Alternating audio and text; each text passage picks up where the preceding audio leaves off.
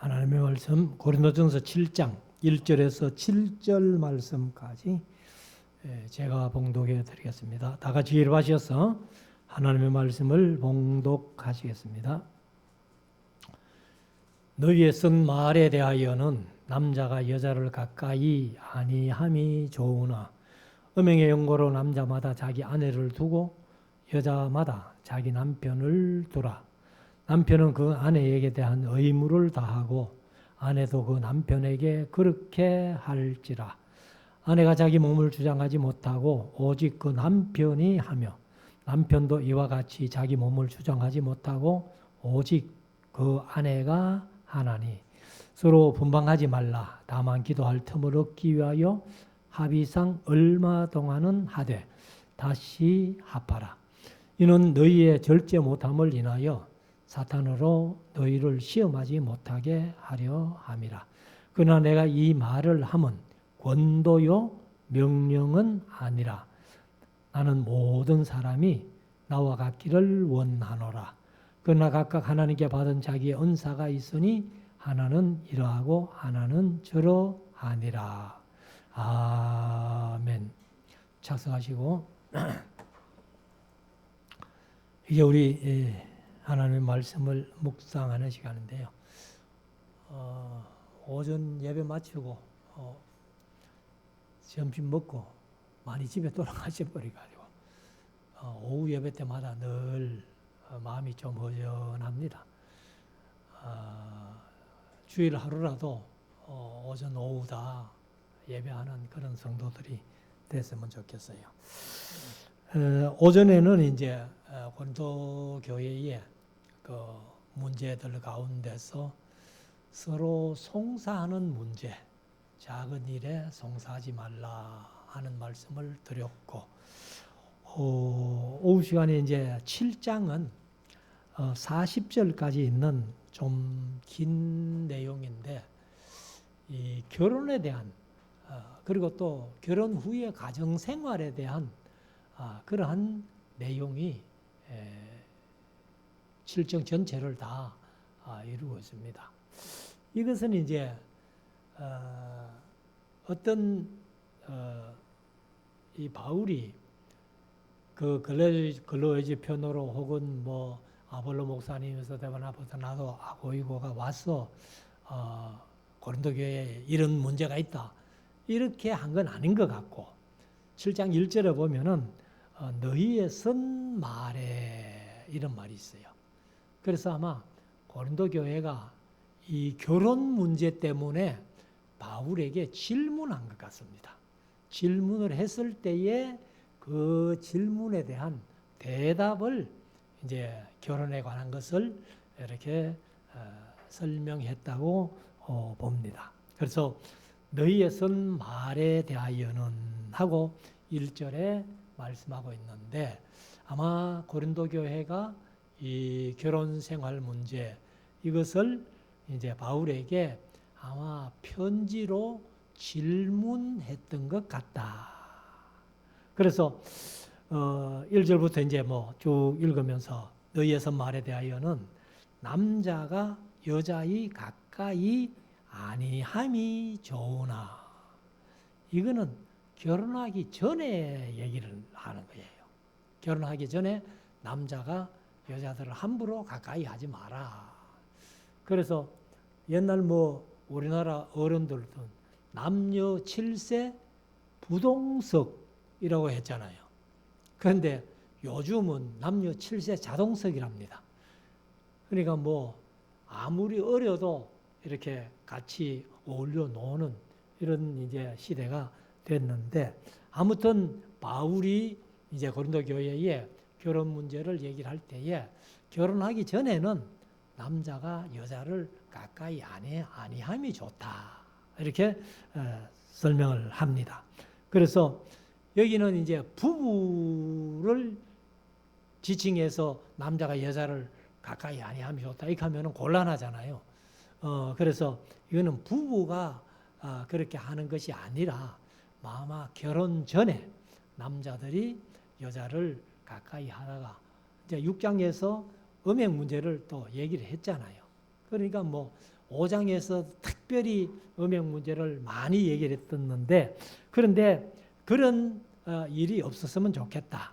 그래서 남자가 여자를 가까이 아니함이 좋으나 이 음행의 연고로 할 때 이 개역 개정은 피하기 위하여, 그렇게 음행을 피하기 위하여 그렇게 번역을 했습니다. 그래서 이것도 아마 참 소극적으로 바울이 얘기했다 이렇게 볼 수 있는데요. 단지 결혼을 하는 이유가 음행하지 않기 위해서 하는 건 아니잖아요. 그래서 이제 그 중에 하나지, 남자가 결혼하고 여자가 결혼하는 것이 음행 저지르지 않기 위해서 한다. 이거는 좀 소극적이다 이 말이에요. 그래서 음행의 연고로 남자마다 자기 아내를 두고 여자마다 자기 남편을 두라. 그러면 달리 요즘 결혼해가지고도 바람 피우는 사람 많지만은 원칙적으로는 일부일처제. 그래서 남자가 아내를 둠으로 여자가 남편을 둠으로 음행하지 않고 가정에서 결혼 생활을 하는 것을 얘기를 합니다. 3절. 남편은 그 아내에게 대한 의무를 다하고, 이 의무는 참 많겠죠. 그리고 아내도 그 남편에게 그렇게 할지니라 의무를 다할지니라 그 말이에요. 남자나 여자나 결혼했으면 남편에 대해서 아내에 대해서 할 의무를 다해라.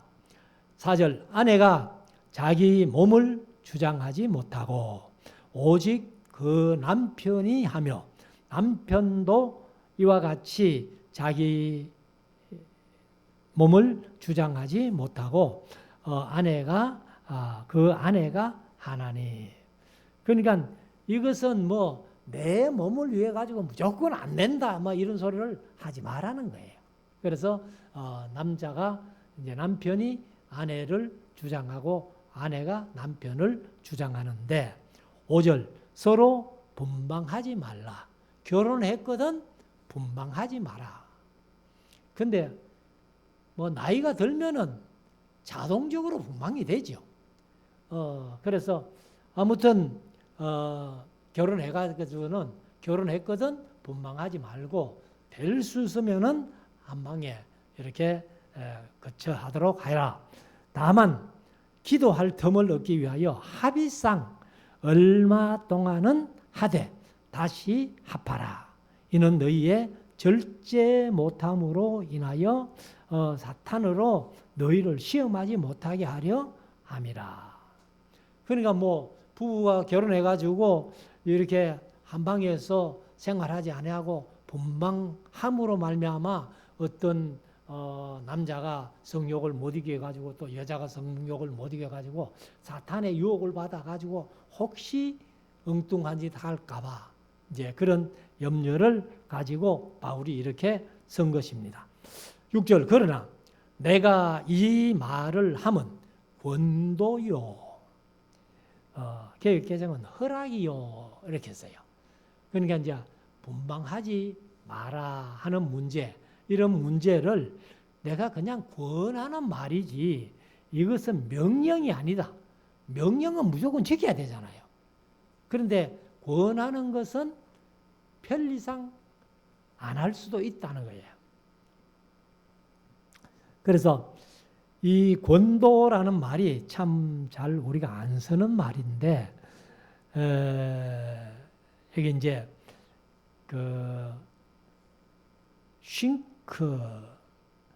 싱크 노메 하는 헬라어인데, 이것은 이제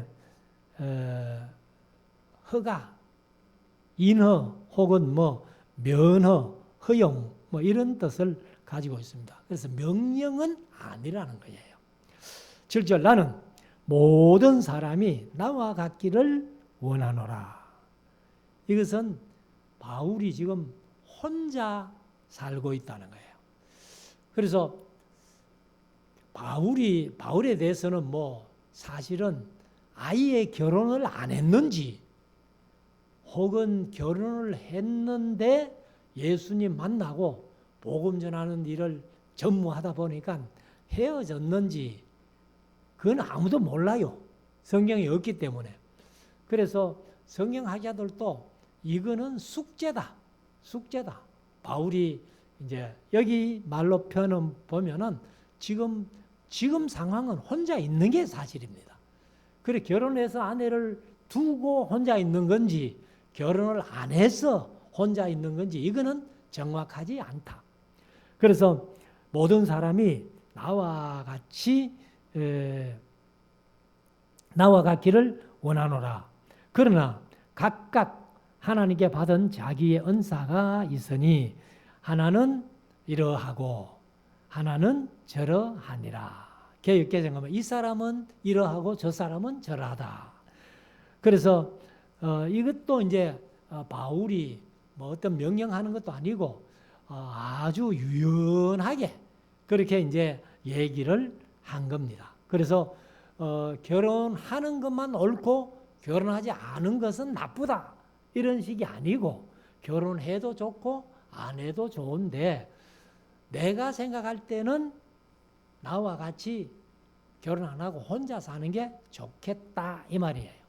그러면 우리가 사실 성경 전체의 흐름을 보면은 사람이 결혼해서 가정을 이루어서 후손들을 낳고 사는 게 원칙입니다.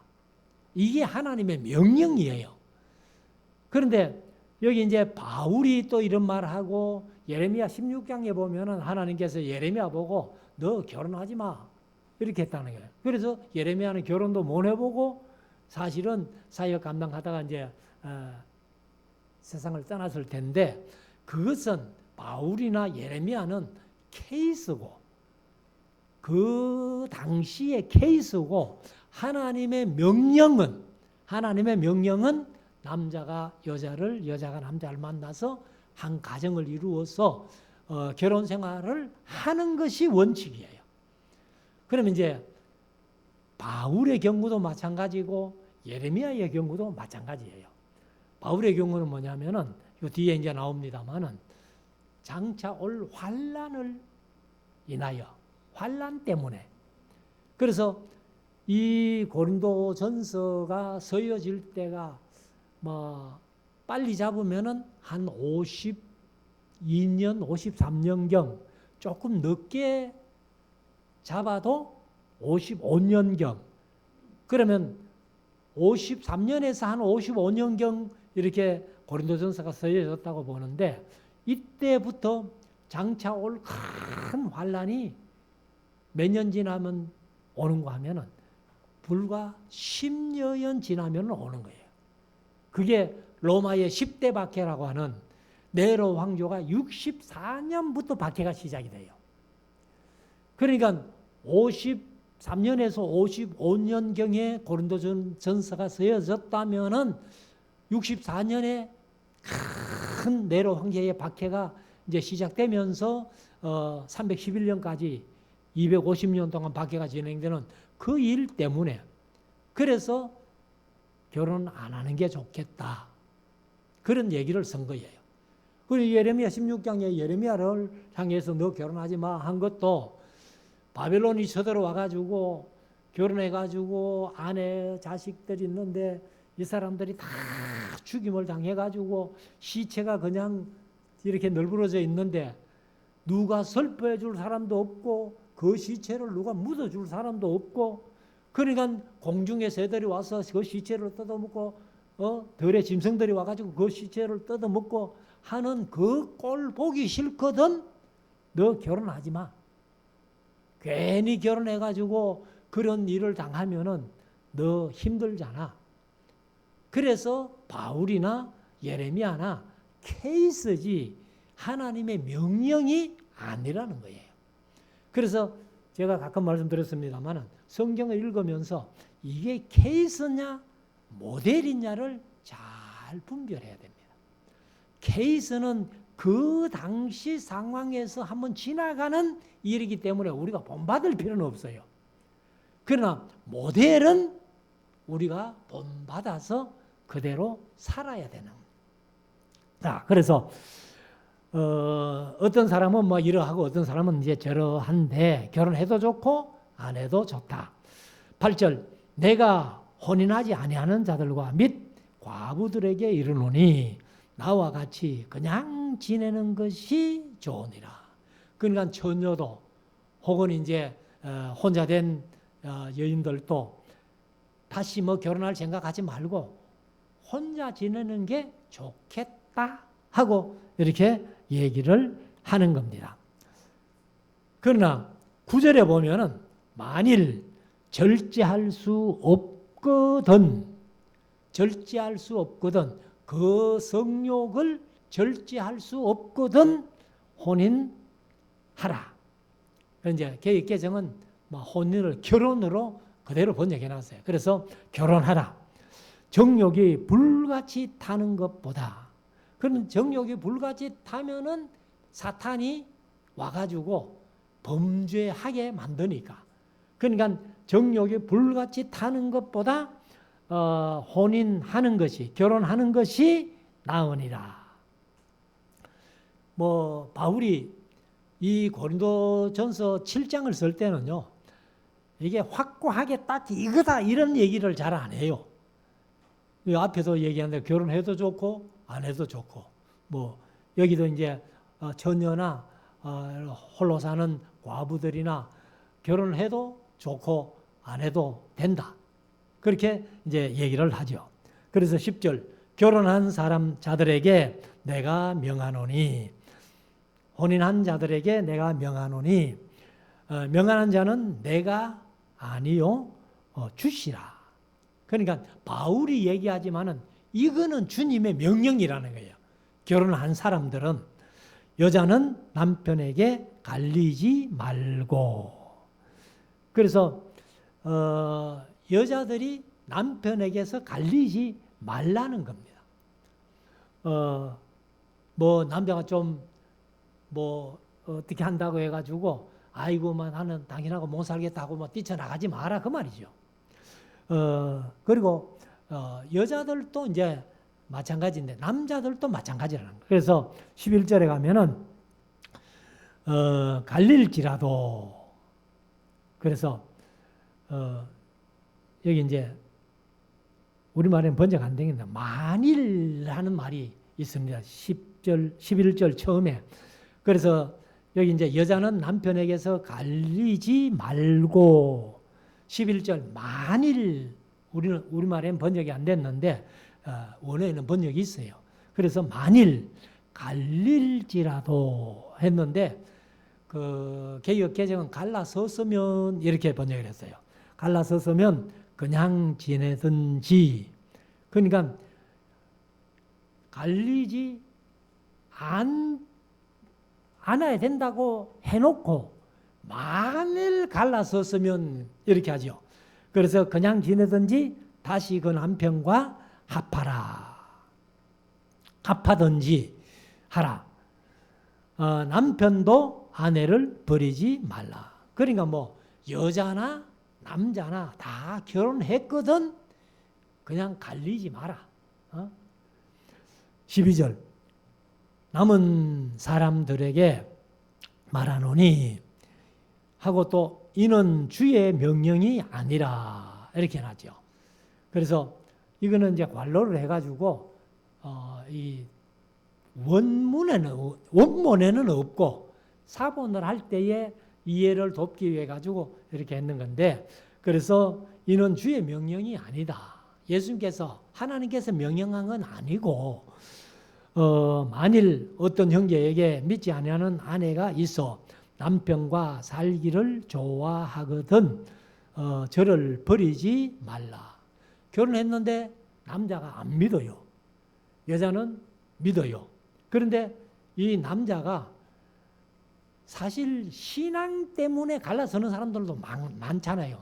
그런데 당신은 뭐 예수 믿든지 말든지 나는 당신하고 헤어지기 싫어 이렇게 얘기하거든 갈라서지 말라는 겁니다. 그래서 13절 어떤 여자에게 믿지 않은 남편이 있어 아내와 함께 살기를 좋아하거든 그 남편을 버리지 말며. 예, 사실 이제 남자와 여자가 함께 사는데 그 남자가 요즘 사실은 별 힘이 없잖아요. 근데 여자는요, 이 성경에도 호세아서에 보면은 그런 표현을 써서요. 여자들 보고 뭐라 했는가 하면 완강한 암소라는 거예요. 완강한 암소. 몰라요. 뭐 황소고집이라는 얘기를 들었는데 암소도 그런 고집이 있는가 봐요. 그래서 이 호세아서 4장 16절에 보면은 이스라엘은 완강한 암소처럼 이렇게 표현했어요. 그래서 딱 한 번 성경에 나오던데 완강한 암소처럼 완강하니 이제 여호와께서 이런 양을 넓은 들에서 먹임같이 저희를 먹이시겠느냐 이렇게 표현했는데 사실 이제 여자가 더 고집이 세요. 제가 부교육자 시절에 이렇게 보면은 이제 아내가 믿음이 좋으면은 남편이 믿음 없어도 그 가정은 신앙적으로 괜찮아요. 그런데 남편은 믿음이 좋은데 여자가 믿음이 안 좋으면요, 그 가정은 신앙적으로 참 어렵습니다. 제가 아침에 운동 가는데 배드민턴 치는 그 중에 여자 한 분이 남편은 신앙생활 잘 하는데 여자분은 신앙생활 옳게 안 해요. 제가 볼 때는. 그래서 이분은 이제 요즘은 뭐 착실히 교회 출석하고 뭐 자기 자랑 삼아 목사님 내 성가대도 합니다 하면서 이렇게 자랑을 합니다만은 근데 전에는 보면은 이 배드민턴이 이제 보면은 시대회나 무슨 대회가 전부 주일날에 있어요. 전부 주일날에 있어가지고 그 배드민턴 치는 재미에 신앙생활을 못하는 거라. 근데 뭐 늦게라도 이제 교회 열심히 나가면서 아마 집사는 됐는지 안 됐는지는 모르겠는데 목사님 내 성가대도 합니다 하면서 자랑하는 거 보니까 아마 요즘은 신앙생활 좀 괜찮게 하는 것 같은데 아무튼 여자가 신앙이 시원찮고 남자가 신앙 좋아도 그 여자를 끌어들이기가 참 힘듭니다. 아무튼 이제 여자들이 완강한 암소처럼 이렇게 표현을 했는데 14절 믿지 않는 남편이 아내로 인하여 거룩하게 되고 그러니까 이 믿지 않는 남편이 아내 때문에 언젠가는 예수 믿고 거룩하게 될 때가 있다는 거예요. 그리고 아내가 남편으로 인하여 거룩하게 되나니 그렇지 아니하면 너희 자녀도 깨끗이 못하니라. 그러나 이제 거룩하니라. 왜? 안 믿는 남편이 아내로 인하여 거룩하게 되고 그 다음에 안 믿는 여자가 남편으로 인하여 거룩하게 됐기 때문에 그러나 이제는 거룩하니라. 그렇게 표현을 합니다. 15절 혹 믿지 아니하는 자가 갈리거든 갈리게 하라. 그러니까 신앙 때문에 이혼하자 했을 때에 웬만하면은 이혼 안 한 게 원칙이지만은 신앙 때문에 갈라서자면은 갈라서도 괜찮다는 거예요. 그래서 아마 아내가 예수 믿고 남편이 예수 안 믿는 사람들이 가끔 그 신앙 때문에 이혼하자 하는 사람들이 들어있더라고요. 근데 이것은 여기 바울도 그냥 그렇게 하려거든 하자 하거든 해라 라고 이렇게 얘기를 합니다. 그래서 혹 믿지 아니하는 자가 갈리거든 갈리게 하라. 형제나 자매나 이런 일에 구속받을 것이 없느니라. 그래서 여기까지만 보면은 막 이혼하고 싶어서 이혼하자 하면은 신앙 때문에만 해도 괜찮다 하는 식으로 얘기를 했습니다. 그러나 하고 이제 문제는 그러나 뒤에죠. 그러나 하나님은 화평 중에 너희를 부르셨느니라. 하나님이 화평 중에 너희를 부른 것 같이 너희들도 웬만하면은 화평하게 그냥 사는 걸 원한다. 그런 뜻이죠. 자, 16절. 아내된 자여, 네가 남편을 구원할런지 어찌 알 수 있으며.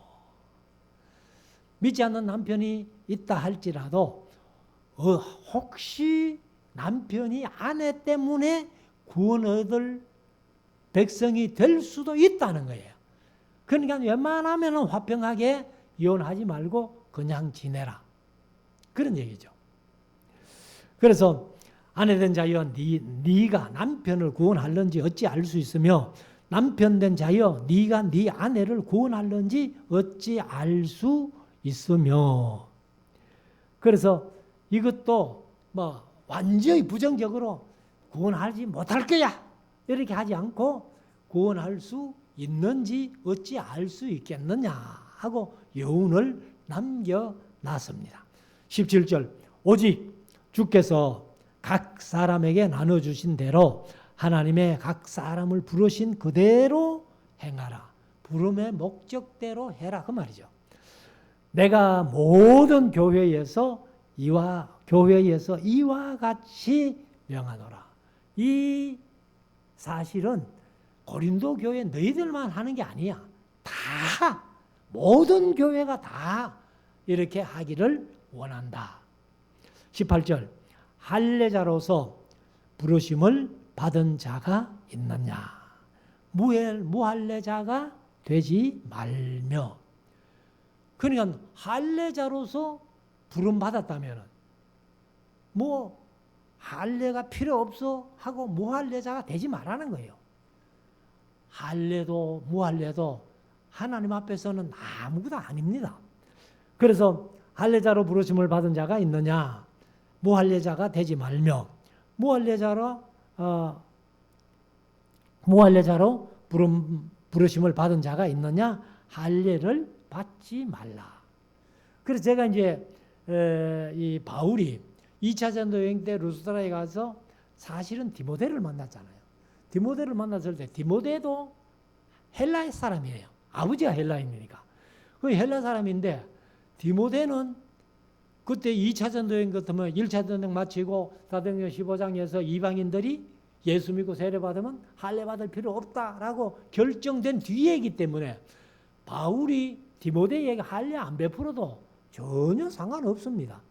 그런데 믿음의 진보를 위해서, 복음의 진보를 위해서는 디모데가 할례 받는 것이 유익하겠다 싶으니까 디모데에게는 할례를 베풀었어요. 그런데 사도행전에는 디도라는 얘기는 안 나오잖아요. 디도라는 얘기는 안 나오는데, 근데 이제 지난번에 우리가 갈라디아서 설명할 때 말씀을 들어봤습니다만 디도는 할례를 안 베풀었다고 얘기를 해요. 그러니까 디모데와 디도가 제가 이제 그런 표현을 하는데 바울 사도의 오른팔 왼팔일 정도로 아주 가까이 함께 사역하던 그런 사람인데 디모데는 할례를 베풀어주고 디도는 할례를 안 베풀어주고 어떻게 보면 이거 뭐 불공평한 것 같이 느껴지지만 그게 이제 무슨 얘기인가 하면 할례 받아도 할례 안 받아도 아무 복음에는 상관없다. 이걸 이제 디모데와 디도를 통해서 아마 이렇게 간접적으로 얘기한 것 같아요. 그래서 할례 받는 것도 아무것도 아니고 할례 받지 아니하는 것도 아무것도 아니로되 오직 하나님의 계명을 지킬 따름이라. 할례 받은 자나 할례 안 받은 자나 우리가 신앙인이 되고 예수 믿게 됐다면은 하나님의 말씀, 하나님의 계명을 지키는 것이 좋다. 20절. 각 사람이 부르심을 받은 그 부르심 그대로 지내라. 그러니까 할례 받고 부르심을 받았든지 무할례자로 부르심을 받았든지 그대로 지내라는 거예요. 부르심을 받은 그대로 지내라. 그러니까 할례 안 받은 사람이 야, 이거 할례 받아야 되겠네 하고 받을 필요도 없고, 그리고 또 할례 받은 사람이 무할례자가 돼야만이 뭐 좋은 것처럼 그렇게 느끼고 뭐 무할례자 되지 마라, 그런 얘기죠. 자, 21절. 네가 종으로 있을 때에 부르심을 받았느냐? 그러니까 이제 요즘은 뭐 종은 없습니다만은 뭐 이 성경 기록할 당시에는 종과 그 상전이 완전히 구별되어 있는 상태니까, 옛날에 뭐 우리나라는 양반 상놈이 완전히 구별되어 있듯이 그래 종으로 있을 때에 부르심을 받았느냐? 염려하지 말라. 그러나 자유할 수 있거든 사용하라. 이제 여기 자유할 수 있거든 사용하라. 그게 뭐냐 하면은 이제 종으로 부름 받아 가지고, 종은 사실 자유가 없잖아요. 주인에게 이제 속해 있기 때문에. 그런데 자유할 수 있거든. 종으로 이제 주인에게서 자유를 받잖아요. 그 이제 레위기 25장에 보면은 7년 종으로 부렸거든. 그냥 놔주라. 안식년에 놔주라. 그렇게 하죠. 그러니까 그렇게 자유할 수 있거든 자유하라는 거예요. 그런데 종으로 계속 있으면서도 신앙생활 하는 데는 전혀 지장이 없다. 복음에는 종과 상견이 따로 있을 수 없다. 그래서 22절에 주 안에서 부르심을 받은 자는 종이라도 주께 속한 자유자요. 그러니까 비록 육신은 주인에게 매여 있는 종이라 할지라도 신앙 안에서는 완전히 자유할 수 있다는 겁니다. 그래서 육신적인 신분은 종이고 노예지만은 예수 앞에서는 자유자라는 거예요. 또 이와 같이 자유자로 있을 때에 부르심을 받은 자는 그리스도의 종이니라. 그러니까 자유자로 있으면서 부르심을 받았지만은 예수님 안에서조차 이제 완전한 자유는 아니라는 거예요. 그러니까 이제 종으로 있는 사람이 예수 믿고 예수님 안에 가면 자유하듯이, 그럼 이제 자유자가 예수 믿고 예수 안에서는 종으로 이제 인식을 하라는 거예요. 그러니까 종도 아무것도 아니고 자유자도 아무것도 아니고 똑같이 자유를 누릴 수도 있고 그리스도 안에서는 종이 돼야 된다 하는 것을 이제 말씀을 합니다. 23절. 너희는 값으로 사신 것이니, 무슨 값으로? 핏값으로, 예수님의 핏값으로 사신 것이니 사람들의 종이 되지 말라. 그러니까 우리가 이제 예수 믿어 예수님 안에서 뭐 요한복음 13장에 있는 말씀대로 진리를 알지니 진리가 너희를 자유케 하리라 말씀했던 자유자가 됐다면은 더 이상 종이 되지 말라는 거예요. 종은 여기서 무슨 종을 얘기를 해요? 죄의 종이에요. 죄의 종. 마귀의 종이 되지 마라. 24절. 형제들아, 각각 부르심을 받은 그대로 하나님과 함께 거하라. 그러면 자유자로 부르심을 받았거든 자유자로 하나님과 함께 거하고, 종으로 부르심을 받았거든 종으로서 하나님과 함께 거하라는 겁니다. 그러니까 하나님을 떠나지 말고 하나님의 종으로서의 삶을 그대로 유지하면서 그렇게 잘 살아라. 25절.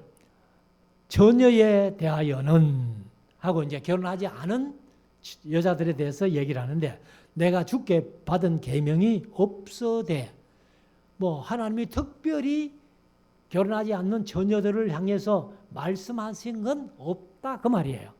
그래서 없어되 주의 자비하심을 받아서 충성된 자가 되어 의견을 고하노니. 그러니까 이제 이 바울이 자신이 하나님의 충성된 종이 돼가지고, 그래서 하나님의 충성된 자가 되어 내 의견을 말한다. 그래 아까도 권도요 명령은 아니라 이렇게 말씀하셨는데, 그런데 이제 충성된 자가 되어 내 의견을 한번 말해볼게 이 말이죠. 26절 내 생각에는, 그러니까 내 의견에는 그 말이죠. 이것이 좋으니 곧 임박한 환난을 인하여. 요게 답이에요. 처녀에 대해서 이 결혼하지 말라, 나와 같이 지내는 것이, 혼자 지내는 것이 좋다 하는 해답이 여기에 나옵니다. 그래서 임박한 환난이 어느 정도 임박했어요? 이 얘기를 한 때부터 10년 뒤에 이런 환난이 오는 거예요. 그래서 임박한 환난을 인하여 사람이 그냥 지내는 것이 좋으니라. 그래서 이 임박한 환난이 바로 64년부터 시작된 네로의 그 박해부터 시작해가지고 250년에 걸쳐서 10대 박해 이것을 이제 얘기를 합니다. 27절 네가 아내에게 매였느냐 노이기를 구하지 말며. 그 다음에 아내에게서 노였느냐 아내를 구하지 말라. 그러나 장가 가도 죄 짓는 것이 아니요 처녀가 시집 가도 죄 짓는 것이 아니로되 이런 이들은 육신의 고난이 있으리니 나는 너희를 아끼노라. 그냥 박해가 와가지고 아내가 자식들이 그 고난받는 것을 볼 때에 사람의 마음이 어떻겠어요? 그러니까 그런 마음의 고생, 힘든 고생을 안 하는 게 안 좋겠나. 그러니까 임박한 환난 때문에 그냥 혼자 지내라 이렇게 얘기를 합니다. 근데 혼자 지내라고 해가지고 그냥 자기 정욕도 못 이기고 범죄하는 것보다는 이제 결혼해서 또 지내는 것이 좋다. 그래서 장가 가도 처녀가 시집 가도 죄가 아니고 안 가도 죄가 아니라는 거예요. 29절 형제들아 내가 이 말을 하노니 때가 단축하여 진고로 이후부터 안에 있는 자들은 없는 자 같이 하며. 그러니까 이제 때가 단축한 게 어느 정도 단축해서요? 지금 10년 앞이에요. 10년 앞에까지 단축을 했는데, 그런데 이제 안에 있는 자들은 없는 자 같이 그렇게 신앙적으로 마음을 굳게 먹으라 그 말이죠. 그러니까 가족들 때문에 이제 예레미야 경우도 마찬가지입니다만 가족들 때문에 자기의 신앙이 약해지거나 믿음이 약해지거나 하지 않도록 그렇게 이제 마음을 굳게 먹고 30절 우는 자들은 울지 않는 자 같이 하며 기쁜 자들은 기쁘지 않는 자 같이 하며 매매하는 자들은 없는 자 같이 하며 세상 물건을 서는 자들은 다 서지 못하는 자 같이 하라. 이 세상의 외형은 지나감이니라. 그러니까 어떤 일을 만나든지 간에 세상은 지나간다. 지나가기 때문에 있는 자는 없는 자 같이 우는 자는 울지 않은 자 같이 이렇게 쭉 설명하는 것이 이 시간만 지나면은 다 해결될 문제이기 때문에 그렇게 잘 처신해라. 31절 세상의 물건을 서는 자들은 다 서지 못하는 자 같이 하라. 이 세상의 외형은 지나감이니라. 그러니까 한마디로 말하면은 세상적인 것에 너무 매이지 말라는 거예요. 자, 32절 너희가 염려 없기를 원하노라. 장가 가지 않는 자는 주의 일을 염려하여 어찌하여야 주를 기쁘시게 할꼬 하되 장가 간 자들은 그러니까 이제 장가 안 간 자들과 간 자들을 이렇게 표현하는데 장가 간 자는 세상 일을 염려하여 어찌하여 아내를 기쁘게 할꼬 하여 마음이 나누이며 그러니까 장가 안 갔으면 아내가 없으면은 오직 주를 기쁘시게 하기 위해서만 사는데 장가 가니까 아내가 있으니까 주도 기쁘시게 해야 되겠고 아내도 기쁘게 해야 되겠고 해서 마음이 갈리더라는 거예요. 그래서 장가 간 자들은 하고 이제 얘기했고 34절에는 시집가지 않는 자와 처녀는 주의 일을 염려하여 몸과 영을 다 거룩하게 하려 하되 시집간 자는 세상 일을 염려하여 어찌하여야 남편을 기쁘게 할꼬 하느니라. 그러니까 뭐 장가가고 시집가가지고 아내가 생기고 남편이 생기면은 마음이 갈린다는 거죠. 주를 향해서 온전히 한 마음이 되지 못하고 마음이 갈린다. 그런 얘기를 하고 있습니다. 그래서 이런 표현이 이제 이 7장에만 바울이 애매하게 뭐 늘 장가 가도 좋고 안 가도 좋고 시집 가도 좋고 안 가도 좋고 뭐 이렇게 이제 해놓으니까 이게 어떤 모델처럼 여겨가지고 이렇게 시집 안 가고 장가 안 가는 것은 성경적이 아니라는 것을 다시 한번 말씀을 드립니다. 자, 35절. 내가 이것을 말함은 장가 가고 안 가고 하는 것을 처녀가 시집 가고 안 가고 하는 것을 말함은 너희의 유익을 위함이요 너희에게 올무를 놓으려 함이 아니니. 그러니까 장가 가는 것이 유익할지 안 가는 것이 유익할지 시집 가는 것이 유익할지 안 가는 것이 유익할지 이 유익을 위해서지 너희들에게 올무를 넣어가지고 이거 안 하면 안 돼 이런 식으로 안 했다는 거예요. 그래서 오직 너희로 하여금 이치에 합하게 하여 분요함이 없이 주를 섬기게 하려 함이라.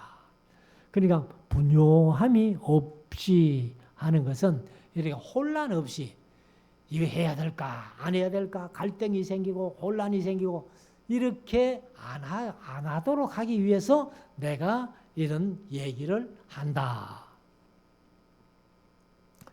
그래서 우리가 이제 여기 그 분요함이 없이 하는 것이 이제 사실은 갈등인데요. 우리가 갈등이 이제 뭐 이래 할까 저래 할까 이런 게 이제 갈등이잖아요, 사실.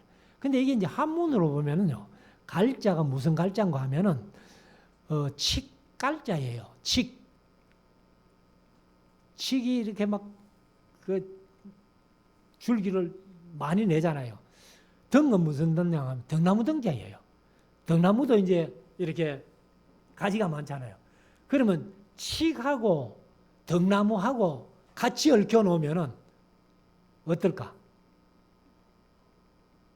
아마 풀기 힘들 거예요. 그 갈등이 그렇다는 거예요. 갈등이. 등나무하고 칙하고 얽힌 거. 그게 갈등이라는 거예요. 그래서 이게 이제 장가 가서 시집 가서 가족이 생겨갖고 그 다음에 뭐 이렇게 세상에 이제 일이 많아지면은 마음이 갈린다는 거예요. 그래가지고 이제 갈등이 막 얽힌다는 거죠. 그러니까 그 얽힌 것을 풀기도 힘들고 감당하기가 힘든다. 그런 얘기예요. 그래서 36절에 가면은 누가 자기의 처녀딸에 대한 일이 이치에 합당치 못한 줄로 생각할 때에 홍기도 지나고 그같이 할 필요가 있거든 마음대로 하라. 여기도 이제 바울이 또 처녀딸이 있어가지고 홍기도 지나고 어떻게 할까 갈등이 생기거든 네 마음대로 해보라 그냥. 이것은 죄 짓는 것이 아니니 이제 시집 가도 죄 짓는 게 아니고 시집 안 가도 죄 짓는 게 아니라는 거예요. 그래서 결혼하게 하라, 혼인하게 하라. 그러나 그 마음을 굳게 하고 개정은 굳게 정하고 이렇게 했는데 또 부득이한 일도 없고 자기 뜻대로 할 권리가 있어서 그 처녀딸을 머물러 두기로 시집 안 보내기로 마음에 작정하여도 잘하는 것이니라. 여기 이제 왜 잘하는 것인가 하면은 바울이 앞에 자기 표현을 했잖아요. 나와 같이 혼자 지내는 게 좋다. 그러니까 시집 가도 죄 짓는 것 아니고 시집 안 가는 것이 잘하는 것이다. 시집 안 보내는 게 잘하는 것이다. 이렇게 표현한 겁니다. 이것은 다시 말씀드리지만은 앞으로 10년 대환란, 그 환란이 있기 때문에 그렇게 시집 안 가서 그런 세상적인 갈등 안 겪고 주를 위해서 봉사만 하는 이런 사람이 되는 것이 더 좋지 않느냐.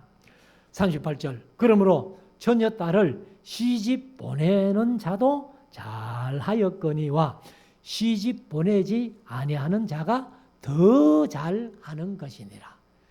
그러니까 시집 가는 것도 괜찮은데 안 가는 게 더 잘하는 일이다. 왜? 장차 임박한 환란을 위해서. 39절. 아내가 그 남편이 살 동안에 매여 있다가, 요즘도 이런 가정이 있어요. 여자가 남자에게 매여가지고 꼼짝 못하는 그런 가정이 있습니까? 요즘은 별로 없지 싶은데. 그래도 최소한 한 60대는 넘어야 그런 갈등을 아마 가정에서 많이 겪었을 건데. 그래서 아내가 그 남편이 살아있는 동안에 매여 있다가 남편이 죽으면 자유하여 자기 뜻대로 시집 갈 것이나 주 안에서만 할 것이니라. 그러니까 남편이 없어서 이제 내가 자유화가 돼가지고 그래서 이제는 내가 시집 가도 좋겠다 하고 생각했거든. 주 안에서만 하라고 말이에요. 주 안에서만. 그러니까 괜히 안 믿는 남편 얻어가지고 또 갈등이 생겨가지고 이거 풀지도 못하고 어려움 당할 게 아니라 주 안에서만 그렇게 했으면 좋겠다. 40절. 그러나 내 뜻에는, 이제 바울이 자기 뜻을 얘기를 하죠. 그러니까 이 남편이 죽고 이제 아내가 자유했는데 이제 시집 가도 좋은데 주 안에서 가면 좋은데, 그러나 하고 이제 40절 내 뜻에는 하고 자기 바울의 얘기를 하는 거예요. 그냥 지내는 것이 더욱 복이 있으리로다. 그냥 괜히 시집 가가지고 또 임박한 환란 때문에 더 어려움 겪는 것보다는 혼자 그냥 지내는 게 더 복되다. 나도 또한 하나님의 영을 받은 줄로 생각하노라. 여기 이제 하나님의 영, 성령이죠, 사실은. 분유마 하는 말이 이제 영, 보통 영이라고 합니다만은 분유마, 그 이제 성령은 이제 하교서 분유마 해가지고 거룩하니 붙습니다. 근데 보통 이제 분유마는 써가지고도 이렇게 성령으로 번역을 많이 해요. 그래서 사실 이제 이 분유마라는 말이 호흡이란 뜻이, 바람, 또 호흡, 그 다음에 생명, 영, 성령 다 이렇게 뜻을 가지고 있습니다. 그렇기 때문에 내가 하나님의 영을 받아, 하나님의 영은 이제 성령이죠, 사실은. 성령을 받은 사람으로서 얘기한다, 그 말이에요. 성령을 받은 사람으로서 너희의 유익을 위해서 내가 얘기하는 거니까 잘 새겨서 마음에 판단해라 하는 그런 표현을 하고 있습니다. 그래서 우리가 노목사님 가끔 이제 이런 말씀을 자주 하셨어요. 바울이 전혀 딸을 이렇게 안 키워봐서, 안 데리고 있어봐서 시집 안 가고 그렇게 버틸 때에, 지금 우리 성도들 중에도 그런 분이 있는지 모르겠습니다만, 딸 시집 안 가고 집에 있어 봐요. 저걸 어떻게 시집 보내고 걱정인데, 바울은 그런 걱정을 해본 사람이 아니잖아요. 원래 결혼해가 딸이 있느냐는 모르겠습니다만은, 일단은 우리가 이제 바울이 독신이라고 본다면은 그런 갈등 한 번도 해보지 않았으니까. 그래서 노 목사님 그런 표현을 자주 하셔요. 바울이 경험 안 해봐서 그렇다. 노 목사님 딸이 셋이었거든요. 근데 노 목사님도 이제 맞다는 아직 시집도 안 갔어요. 둘째, 셋째만 가고. 그러니까 그 시집 안 가고 있는 딸을 안 가져본 사람은 모른다는 거예요. 그렇게 이제 많이 표현을 했습니다. 아무튼 여기에 이제 7장에는 바울이 임박한 환란, 다시 말씀드리면은 이거는 케이스입니다. 모델이 아니에요. 그래서 임박한 환란을 위해서 혼자 되어 있거든. 그냥 결혼할 생각하지 말아라. 혼자 지는 게 좋다. 이제 이런 표현을 했습니다. 그래서 우리도 오늘날은 뭐 우리가 임박한 환란 언제 당할지는 모르지만은 예수님이 재림하기 직전에 이제 큰 대환란, 7 인을 떼는 환란, 7 나팔을 부는 환란, 그때가 언제인지는 모르죠. 그러니까 뭐 아이고 뭐 성경이 그렇게 얘기고 임박한 환란 때문에 했으니까 예수님 재림하기 직전에 막 큰 환란이 있을 텐데 하고 여기 적용시키지 말고 우리는 뭐 빨리 결혼하고 장가가고 시집가고 해서 가정을 이루는 것이 하나님의 뜻이다 하는 것을 다시 한번 말씀드리고, 이것을 이제 케이스냐 모델이냐, 이 바울이 말한 이 고린도전서 7장, 예레미야에게 말한 예레미야 16장 다 케이스입니다. 하나님의 명령은 아니에요. 그래서 우리가 한번 이 말씀을 새겨서 우리 가정들이 다 하나님의 은혜 가운데 바로 서고 믿음으로 나아가는 모든 가정 될 수 있기를 주의 이름으로 축원합니다.